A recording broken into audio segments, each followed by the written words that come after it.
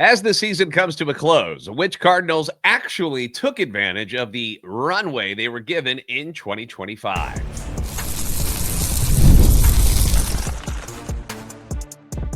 You are Locked On Cardinals, your daily St. Louis Cardinals podcast, part of the Locked On Podcast Network, your team every day. Hey there, Cardinals fans. My name is JD Hafron, former national radio sports anchor, born and raised in St. Louis, lifetime Cardinals fan, and I'm your host for Locked On Cardinals, part of the Locked On Podcast Network, covering your team every day. This right here is a show serving Cardinal Nation and giving you all of the info about the birds on the bat. Today's episode brought to you by 5 Hour Energy. Enough with boring, flavorless caffeine. It's time to give your caffeine a flavor upgrade with 5 Hour Energy shots. Go to www.5hourenergy.com or Amazon today. So on today's show, we are going to be taking a look at the Cardinals' victory over the Brewers on Sunday, which is why you get the ugly shirt if you're watching on YouTube.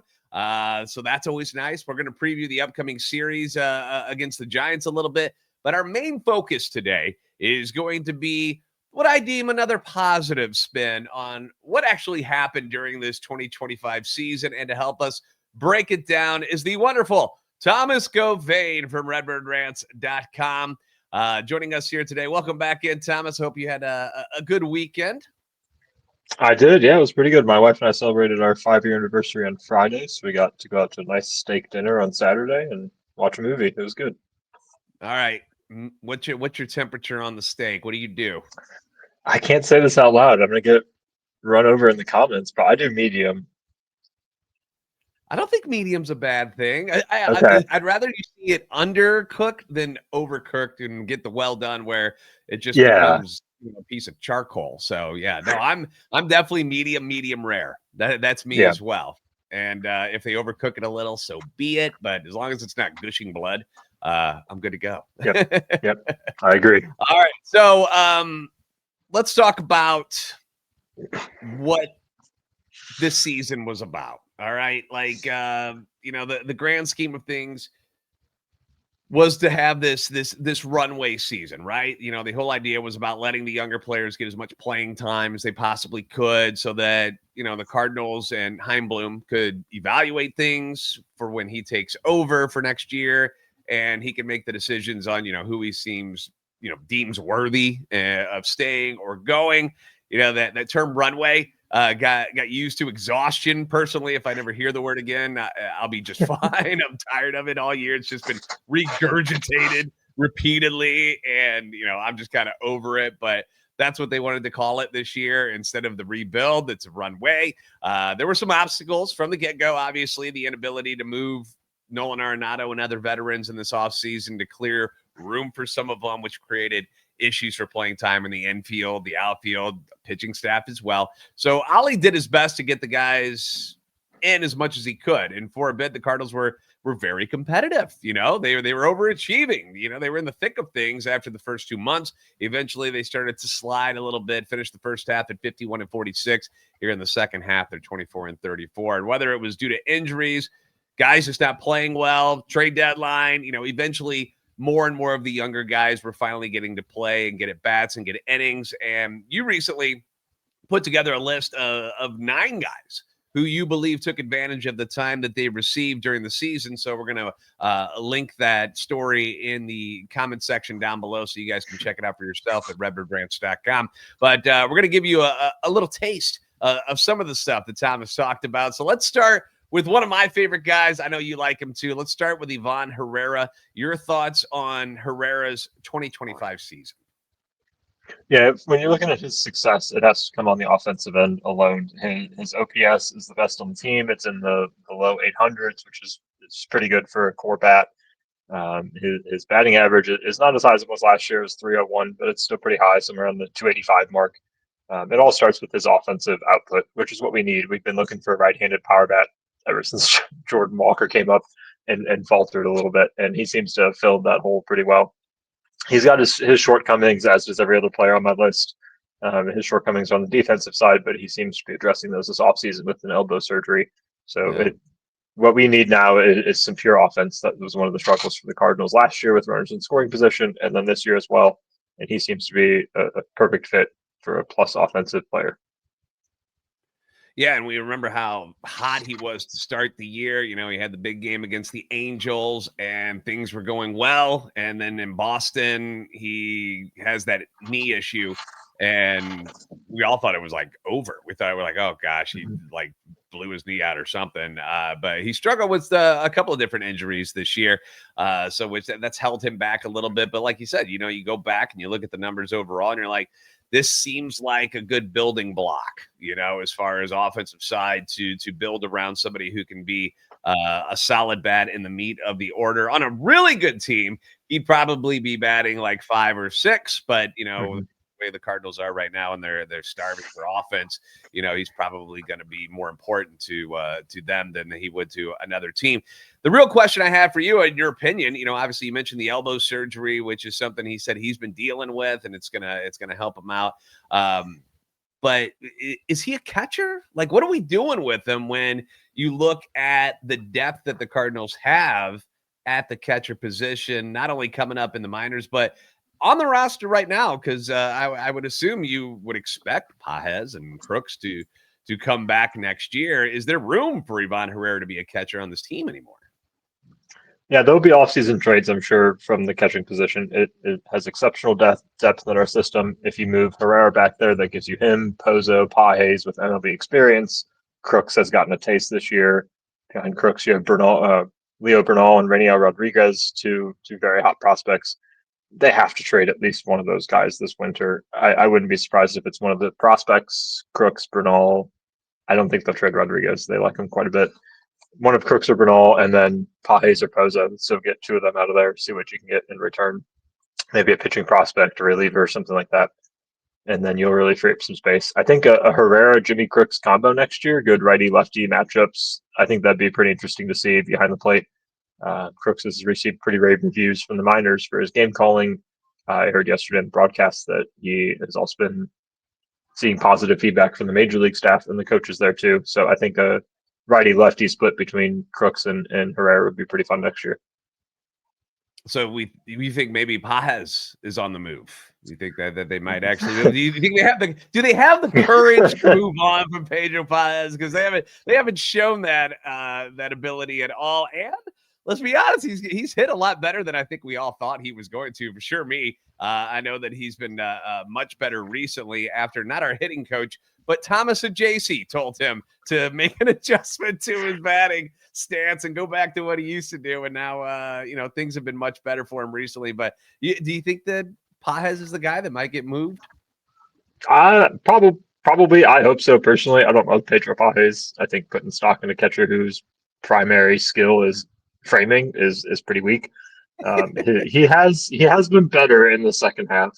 His August OPS was 1097, but he's back down to 552, which would be his second lowest of the year in any month this year. So he had a surge in August. Let's not pretend that's who he actually is, though. I'm trying to think like what. And I gotta quit doing this. I gotta quit thinking what Mo would do because I'm so used to his ideas and how he would look at it. Because I don't know Chaim Bloom. I don't know what the hell he's gonna do, which is adds a little pinch of excitement to what might happen this offseason. Because I think we know what Mo's gonna do. We knew what his ideas were and what he was gonna lean towards. And now we're not totally sure what's gonna happen this offseason with some of these guys and how Chaim Bloom's gonna make decisions on who stays and who goes. So, it's kind of nice. It's a little refreshing to go into this unknown, if you will, with Chaim Bloom taking over. So, all right. So Ivan Herrera, do you trust him as a catcher? What if he goes back there and he sucks? What if he can't throw and he's still terrible back there? Where would you like to see him play if you had to give him a secondary position? Yeah. Well, I hope as the elbow surgery fixes his throwing issues. But if he needs a secondary position, DH feels like a waste of who he is. I think that he still has some potential playing the field. He's still really young. So I think corner outfield would be a good spot for him. That hinges partially on the trades this offseason again. Do we see Lars Nootbaar go? I don't think it'll be this guy, but Alec Burleson might be on the block if they can get a nice return for him. So corner outfield would be a nice place for him. DH is probably more likely, although that feels like a little bit waste of who he is. Yeah, I got you. Yeah, I'm very curious what Ivan Herrera's future is going to be if it's not behind the plate. We've seen him play a little bit of left field. I've always said that I don't know why he doesn't just start becoming a first baseman. Obviously, you got Wilson over there. And if Burleson's not going to play outfield, you got him over there at first base now. You got Blaze Jordan coming up. So got a lot of first basemen on this team. Here we go again, another log jam in position. So we'll see what they end up doing. All right, we're going to switch things up and go to some other guys, because you did mention in this article, and I want people to go check it out. You mentioned Alec Burleson and Thomas Ajayci and Mason Wynn as other infield guys that that have done quite well with their time on the field this season. But we're going to switch it up and go to the pitching side of things and talk about some guys who, impressed Mr. Thomas Gauvain from RedbirdRants.com. We'll have more with him coming up next here on Locked On Cardinals.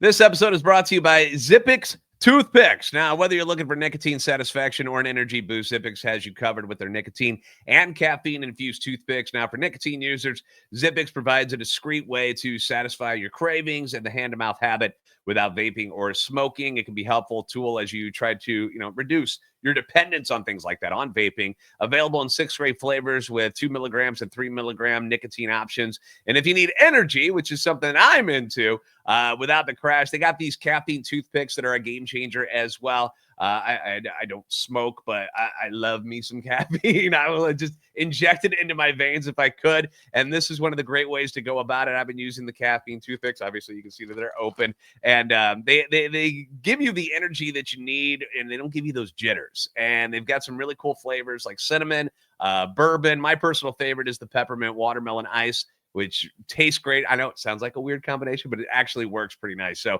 if you haven't tried them, check them out for yourself. Go to zippixtoothpicks.com. Use the code LOCKEDON for 10% off your first order. You got to be 21 or older to order.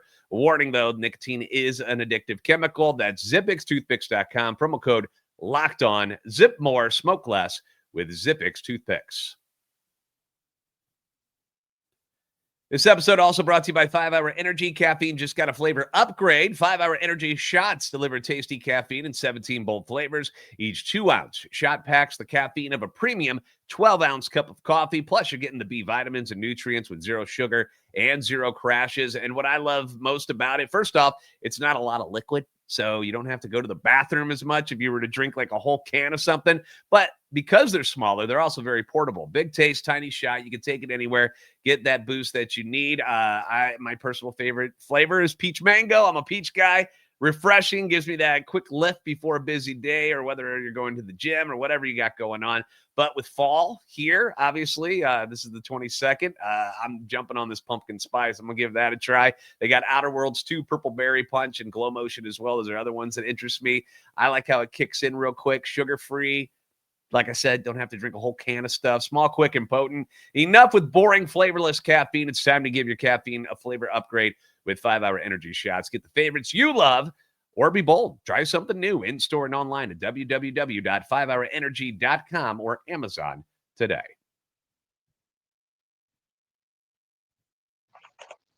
Thanks again for making Locked On Cardinals your first listen every day. You enjoy daily Cardinal content, I'm sure, or else you wouldn't be on this podcast. So make sure you're following us on X at LO_Cardinals. We're also on YouTube, TikTok, and Instagram at Locked On Cardinals. Got Thomas Gauvain from RedbirdRants.com. You can follow him on X at Thomas Gauvain, and obviously get all of his work at RedbirdRants.com. We're talking about players that use the runway that they got this season and made an impression where they've locked themselves in for the 2026 season. We already talked about Ivan Herrera. Let's switch to the pitching side and start with a guy that I know you like, I like, and the Cardinals like too, because they actually won ball games when this guy took the mound. Let's talk about Michael McGreevy. Thomas, what did you like and see from Michael this season that impressed you and kind of locked himself in for next season? He just kind of churned through his starts after he was brought up. I think what was most impressive was the beginning of the year. He had 4 or 5 spot starts, and they weren't easy games. One of them was in Colorado. He had a couple against division rivals. I think he had a start against the Dodgers early in the year too, and none of those really fazed him. He was up and down, AAA majors. He probably deserved a spot in the rotation out of spring, but didn't get it, and he kept his mentality strong throughout the year. None of his numbers really pop off the page. His strikeouts are below average. His walk rate is in the 97th percentile, which is really strong. Ground ball rate is probably about league average as well. But he just went through, did his business, and I think what's most important, like you said, is he helped the team win games, and he was significantly cheaper than the rest of the guys who were pitching ahead of him between Fedde, Michaelis, all those guys, and he was just as good, if not better, than them. Yeah, the unfortunate side of it, and you can't really blame the Cardinals for doing what they did, was that everybody expected more out of Erick Fedde. Like, what they got from him was beyond unexpected. Like, it was not supposed to be this bad. Nobody thought he was going to be as bad as he was. I mean, it was basically after that game against the Nationals where he was amazing. And he throws this complete game and we're all like, yeah, we nailed it. We got this guy and he's going to be worth so much at the deadline if we do trade. And then he just, right off the cliff, dude. Yeah, like it just went south so bad. Goes to the break. Now he's going to the playoffs. It's crazy. Now he's with the Brewers and he pitched against. And before he played us this weekend, he was not that bad for the Brewers either. Like, because that's what happens. It doesn't matter how terrible you are in a Cardinal uniform. You play against the Cardinals later, you are an all-star. Doesn't matter who you are. That's just the way it works out. And I've said that before. I don't know if that happens to other teams as much as it happens to the Cardinals, because it feels like every guy that goes away and goes somewhere else, whether a little bit player for some other team, they are going to burn the Cardinals in some way, shape, or form. And yeah, he pitched well. They still lost, but that's fine. But yeah, now Erick Fedde is going to be going to the playoffs. But McGreevy had to bide his time, and I assume he was bored to tears at Memphis at some point, where he's just like, I don't even know what I'm doing here anymore. Yep. And it was a rare case where the Cardinals pitching staff just didn't get hurt this year. Like that was, that doesn't happen, where all of the same guys took the ball every fifth day. Like they were always available. So that was another thing where, that was one of the things we worried about. Remember in the offseason, we're like, gosh, the injuries. Pitching. If anybody goes down, we're screwed. And nobody went down. They just weren't very good. They did. It was just the minors. It was all the prospects who went down. Yeah, that was the problem, because the guys you were excited about, they're like, all right, if we do move on from guys like Fedde and Michaelis, and if we need to move Palante out, we've got these guys. And then all of them got Tommy John surgery. Like any of the guys, especially Tekoa Roby, that was a real bummer to lose him. But yeah, Michael McGreevy, is any part about him worry you?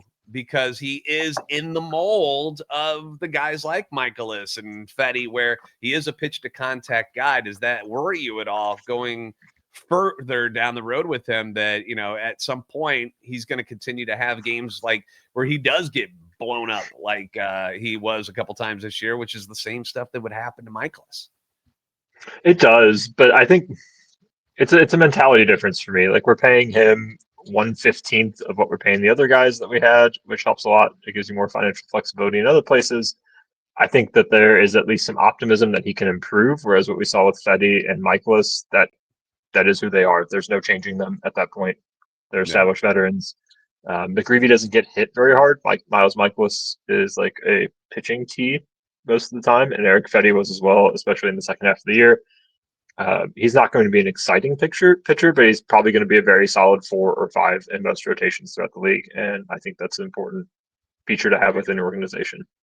Yeah, he's certainly a guy. I just enjoy watching pitchers instead of throwers. And to see McGreevy, he's a pitcher. Like, he goes out there in the way that he attacked the Reds, where, he just threw against them, and then he comes at him again recently and he switched up his whole game plan. He was like, they were expecting one thing and he came at him with 2 different things that time and was able to beat him again. So that encouraged me a lot. And like you said, the demeanor on the mound, like, he just looks like he believes in himself. He's confident, and he's got a youthful energy to him, and the smile and stuff. So certainly a guy that I think fans are going to enjoy moving forward. Now let's talk about the bullpen real quick, because you also had some guys out there after the trade deadline, which opened up a number of different spots that helped open things up for more guys to get some looks. And you were impressed by a few of the bullpen guys that you saw this year too.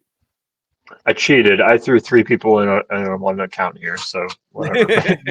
I mean, you lose Ryan Helsley, you lose Phil Maton, you lose Steven Metz. Those are 3 reliable relievers for the last 2 years for the Cardinals, or last year at least. Who's going to come in and replace them? And Matt Svanson, Kyle Leahy, and Riley O'Brien have done an excellent job doing that. With Riley O'Brien, you have to have a little bit of worry with guys with that much stuff, usually with this control. And he seems to have settled down. His walk rate's probably a little bit too high for most people's comfort, but he's striking out batters. He's got that high heat, that high power stuff that's tantalizing for a bullpen arm. If he can get it figured out and in control, he would be an excellent late inning guy, and he's proven that. Kyle Leahy's been a workhorse all year. It gives me like Matt Bowman vibes. Hopefully he doesn't fall off like Bowman did. Right. But his strikeout numbers are solid. He's got a low ERA for most of the year. He had a rough June. He's having a rough September, but overall he's still having a really good year. And then Matt Svanson came up, last year's save leader for AA for the Cardinals. He had 27 saves then, and he seems to be fitting in quite nicely late in games. His sweeper paired with his fastball is pretty ridiculous. There are a couple pitches he had over the weekend against the Brewers. I was like, that's not fair. Nobody should be able to should have to see those two pitches back to back. So those three guys late in games have proven themselves. I'm not a big believer in Runway for relievers. They're pretty volatile as far as the mold goes. Yeah. But these three guys have given me some confidence this year heading into next year and beyond. Yeah, I've enjoyed it. I've enjoyed watching these guys pitch. Riley, as you mentioned, the wildness that he has from time to time, really keeping him on the field has been the most difficult part about his career. So keeping him healthy, and but you see why the Cardinals are like, no, we kind of like this dude. There's some good stuff here. So that was great. What about Leahy going to the rotation next year? If another spot opens up, there's been a lot of discussion about that. Fan or foe of trying to work that out? I'm fine with stretching him out this winter and giving him a shot in spring. If he can come in stretched out 3 innings, 4 innings right off the bat, and then get a little bit more work in the spring, I think that's fine. The more rotation depth you can have, especially with Cooper Jerpy and Tekoa Roby out still for next year, I think that would go a long way. He could be Steven Matz from last year and a little bit this year, where we flex him in the rotation sometimes, but he's long relief in the bullpen, that kind of stuff. I'd love to see just what he can do with the starter's workload too. Obviously, he won't be getting 150 innings. That's too big of a jump. But 110, somewhere around there, I think that'd be a nice fit for him next year, 10 starts or so.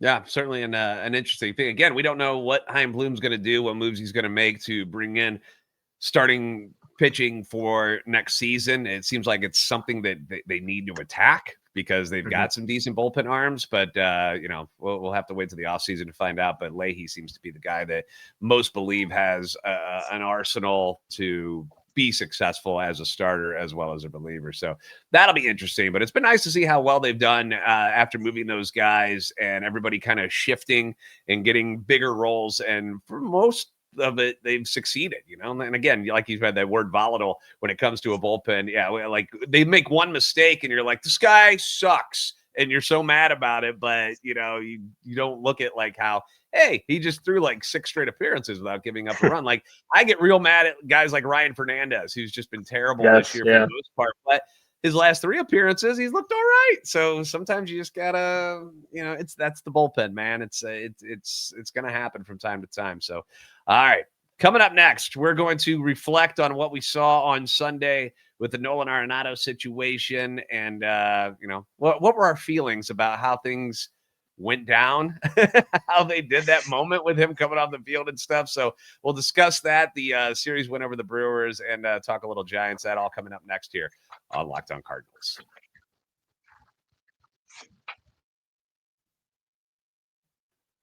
Today's episode brought to you by Nutrafol. Now, you've probably seen a million ads for hair growth products and thought, sure, like that actually works. But there are a lot of products out there, and it's hard to know which ones are actually going to do something for you, and that's why you should give Nutrafol a closer look. Nutrafol is the #1 dermatologist-recommended hair growth supplement brand. #1.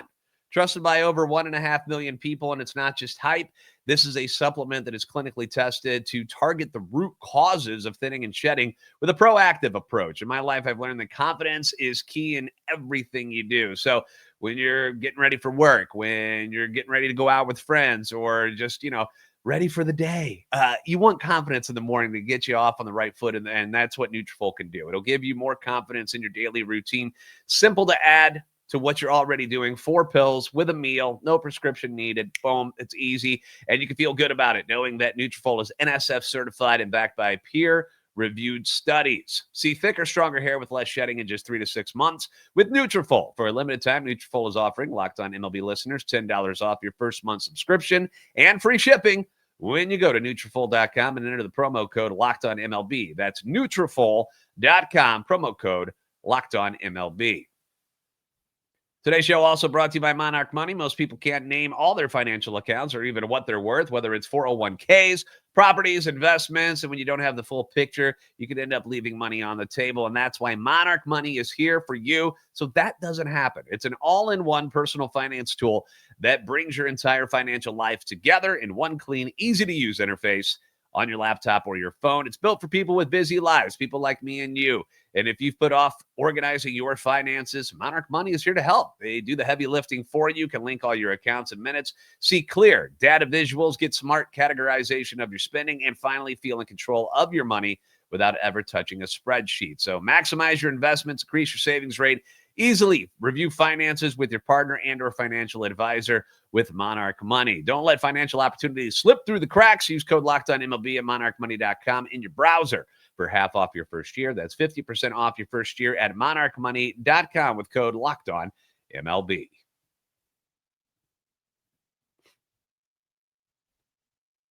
Thanks again for making Locked On Cardinals your first listen every day. For your second listen, check out Locked On MLB Game Night, every game, every night until the World Series champion is crowned. Get local analysis, but on a national scale. You can find MLB Game Night on Locked On MLB on the YouTube channel or wherever you listen to your podcasts. We've got Thomas Gauvain from RedbirdRants.com joining us here. All right, real quick, emotional weekend for a number of different reasons for Cardinals fans. We had the John Mozeliak thing, which I know people are like, what have you done for me lately? But in the overall, his career, John Mozeliak has been an excellent part of this Cardinals organization. And there was a lot of winning baseball under John Mozeliak.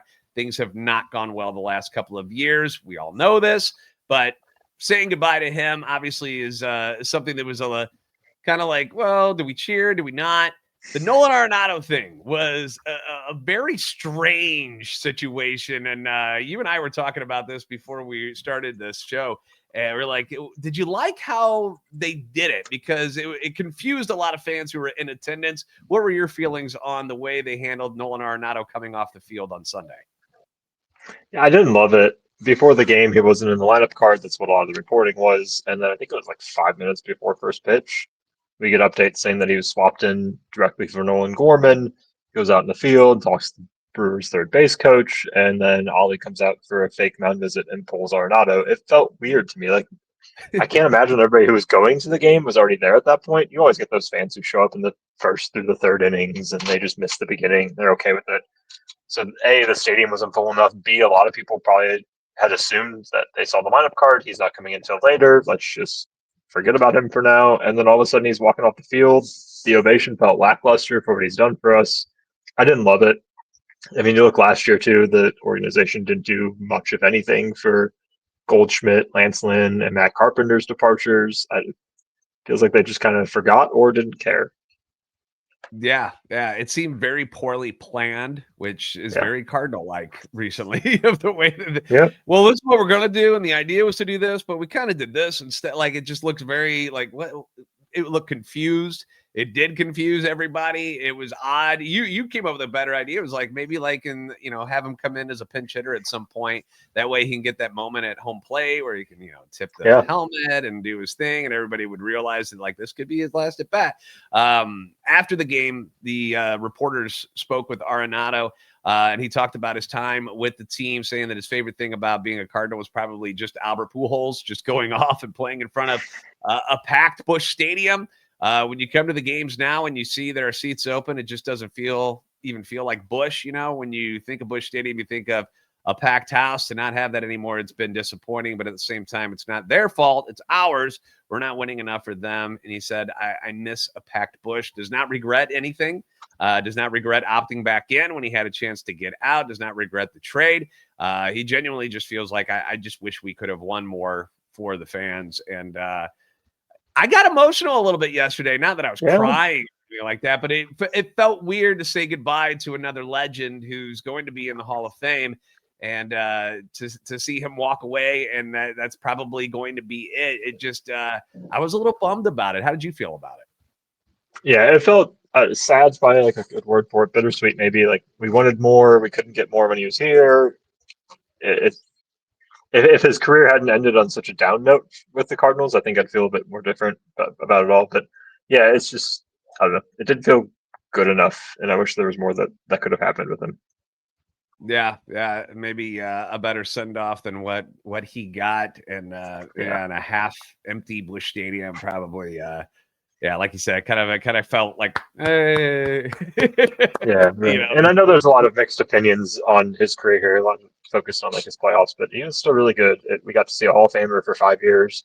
His defense was extraordinary at third base. We haven't seen that since Roland, really. So it's tough to watch him go. Yeah, well, it certainly seems like more finality than it was last year, where the talk was, hey, this offseason they might be moving these guys. It never happened, but it feels like now everybody is on the same page, and if he gets an opportunity to go anywhere else, he's probably gonna grab it. So the question is, will they try to do similar things with guys like Wilson Contreras and Sonny Gray? That is something we'll have to wait and find out about. All right, be sure to check out Thomas Gauvain on X at Thomas Gauvain. Of course, read his work at redbirdrant.com and get more on the 9 people who he says actually took advantage of the runway season the Cardinals had here in 2025. Again, thank you guys for making Locked On Cardinals your first listen every day. If you haven't already, give us a follow on X at LO_Cardinals, and at JD Sports Radio, TikTok at Locked On Cardinals, and on Instagram. You can like and subscribe on YouTube, help our channel and love for the Cardinals grow. They will be taking on the Giants tonight. Another chance to play spoilers. So some late night West Coast baseball games. I don't know. You hope for the good. Like you want to be the reason why some teams don't make they don't make the playoffs. But it is going to be weird if like the Reds, the Cubs, and the Brewers are all in. So that's going to be that's a tough pill to swallow as well. But they'll take on the Giants tonight. And if you're going to stay up late, I'll be up late with you guys online talking about it. So come out and hang out. You guys are the best fans of baseball for a reason. We'll see you next time on Locked On Cardinals. Thank you, Thomas, for joining us again today, buddy. Of course. Thank you.